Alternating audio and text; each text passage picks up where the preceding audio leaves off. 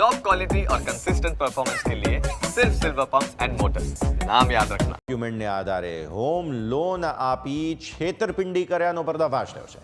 Northern arc capital limited finance સામે અત્યારે ફિલહાલ સવાલો ઊભા થઈ રહ્યા છે।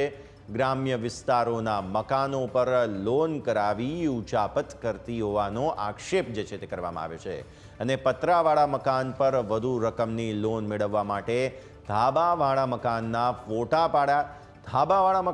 ફોટા પાડી ફાઇલોમાં જોડ્યા હોવાનો અરજદારે આક્ષેપ કર્યો છે અને અરજદારોના ખાતામાં જે રૂપિયા જમા થયેલા હતા તે રૂપિયા અન્ય લોકોએ ઉપાડી પણ લીધા હોવાનો કિસ્સો સામે આવ્યો। ત્યારે લોનનું આ સમગ્ર કૌભાંડ કરોડો રૂપિયાનું હોવાની આશંકા સેવવામાં આવી રહી છે અને આ જે ફાઇનાન્સ કંપની છે તેના અધિકારીઓ અત્યારે ફિલહાલ ભૂગર્ભમાં ઉતરી ગયા છે।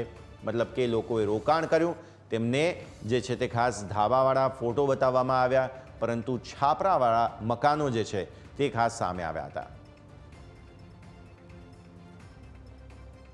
સુરેન્દ્રનગર લઈ ગયા ત્યારબાદ અમને એમ કીધું કે તમારી લોન કરવાની છે।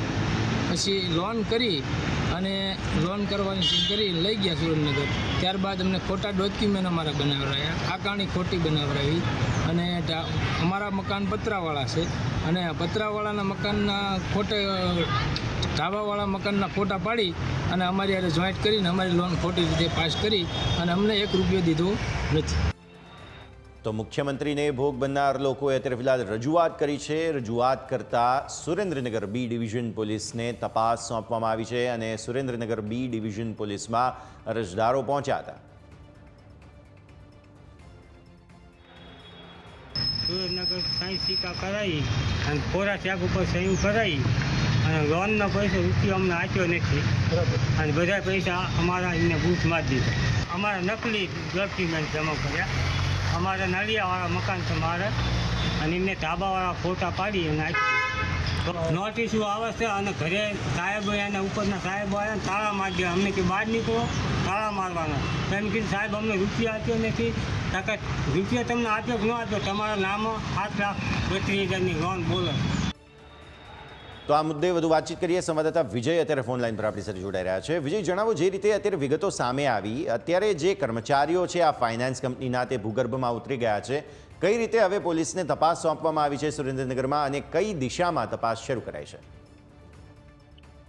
જી યસ, વાત કરવામાં આવે તો સુરેન્દ્રનગરમાં ફરી એકવાર ખોટા ડોક્યુમેન્ટ લઈ અને લોન કરીને અને લોકોના પૈસા લઈ અને ઉપાડી લીધા હોવાની ફરિયાદો મુખ્યમંત્રી સુધી રજૂઆત સ્થાનિક લોકો દ્વારા અને અરજદારોએ કરી છે। ત્યારે વાત કેપિટલ લિમિટેડ ફાઇનાન્સ કંપની દ્વારા આ કૃત્ય આચર્યા હોવાની આવે તો તે લોકોએ બી ડિવિઝન પોલીસ મથકે પણ આ અંગેની જે